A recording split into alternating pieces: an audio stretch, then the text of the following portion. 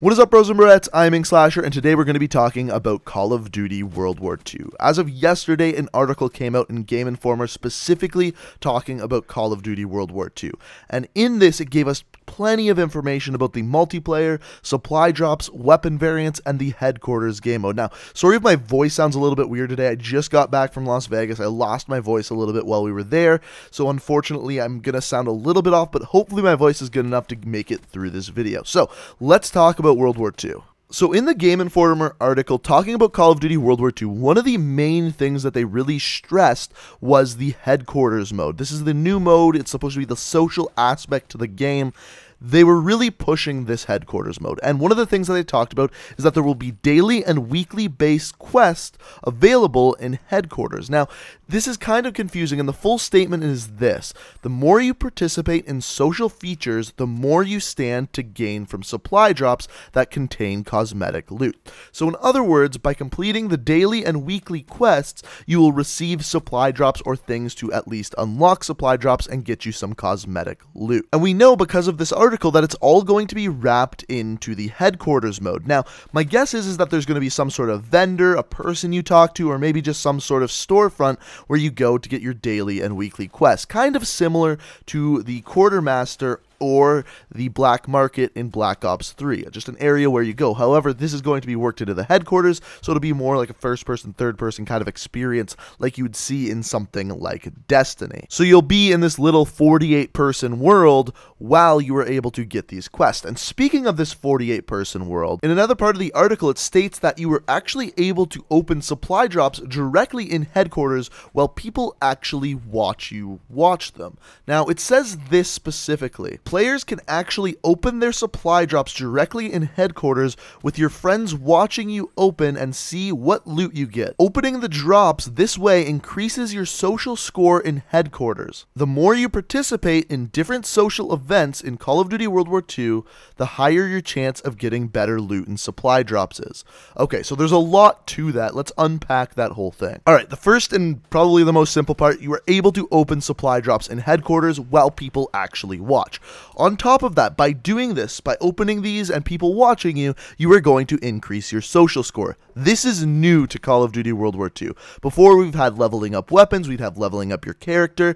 In this game, we also have this new social score. And by completing these social events, whether that be watching people open supply drops, opening supply drops in front of people, or doing daily, weekly quests or other things, it's actually going to increase your odds of getting better items and supply drops. Now, speaking of these social events, they actually completely talked about more social events that happen in headquarters. For example, in the Game Informer article, they specifically talked about dynamic events. Now, these are going to be events that actually happen in headquarters that you have to deal with. For example, the one specifically that they talked about is players will have to use anti-air weaponry to defend the HQ from enemy airborne attacks. So in other words, airplanes are going to come and attack the headquarters, and you have to defend it. And assumably, by completing these events, you are actually going to be able to increase your social score and get better things from supply drops.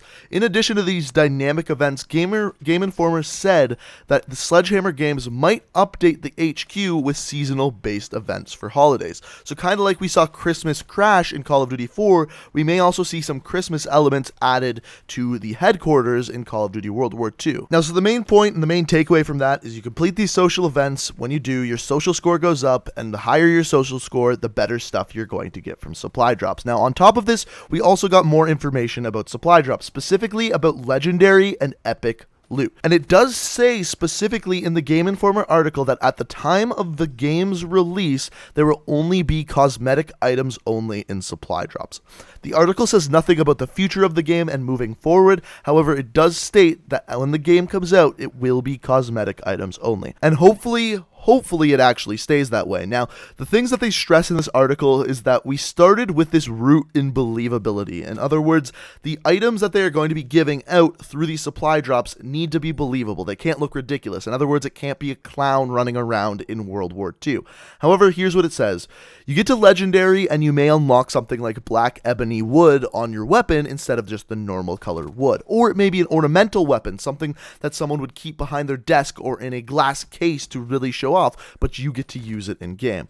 Then it talks about the rarest weapons, the epic weapons. Now these are customized with thematically appropriate attire. In other words, the example that they give is an STG-44. So the STG-44 is a German assault rifle.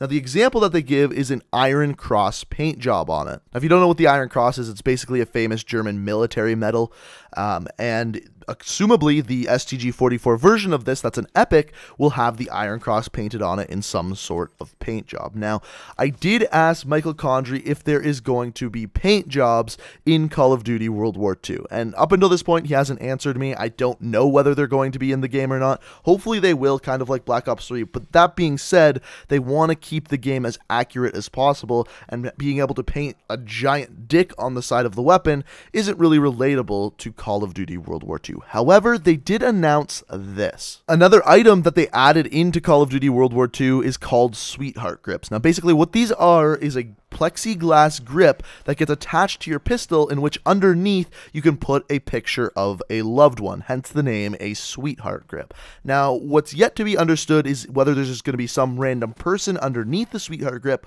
or you're going to be able to customize an emblem or a picture that goes underneath the plexiglass grip. Now, as you can see on screen here, this is some of the examples of what they actually look like during World War II. And let's be honest, the Sweetheart Grips actually look pretty damn cool. So that's pretty much all they had to say about the loot system, customizability, and the things that you are actually going to get from supply drops.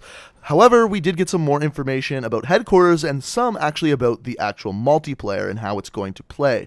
So the first thing about headquarters is that you are going to be able to watch streams and tournaments directly in headquarters mode. There's going to be a theater that you can go to, and in which you're actually able to watch the tournaments on. I think this is honestly completely necessary in any game that's going to have any sort of competitive scene. You should be able to watch these competitive games directly through the game itself. So it's really good that they are actually doing it. And finally, the last thing that they talked about in this article has to do with multiplayer itself. Now, it's that every division, so there's 5 different divisions, as we know, on every division you are going to be able to unlock a specific weapon when you fully level up that division. Now, weapons themselves are not linked to a division. So, for example, if you're playing as the Expeditionary Division and you unlock that top weapon that you get at the top level, you'll be able to use it on any of the divisions. However, to unlock it, you have to play as the Expeditionary Division and get it to the top level. Now, at this point, we are very, very unclear what any of these weapons are going to be. Maybe we'll find out what they are in the beta, but only time will tell for that.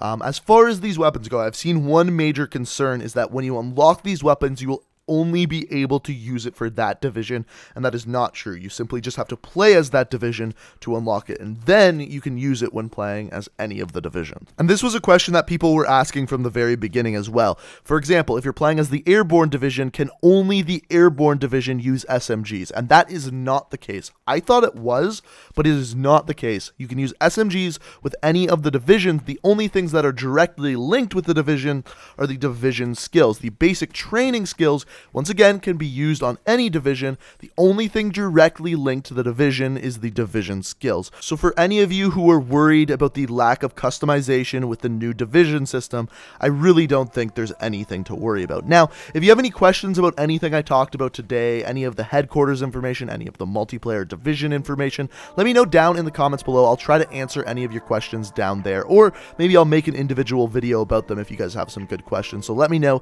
down in the comments. Also, if you enjoyed the video, like what you saw, and are as pumped for Call of Duty World War II as I am, be sure to hit that like button. And if you enjoyed the video and you want to see more, the best way to stay up to date on my videos is by hitting that subscribe button. But guys, I hope you enjoyed the video. Thank you for watching, and until next time, peace out. We are reaching for the stars, but we're making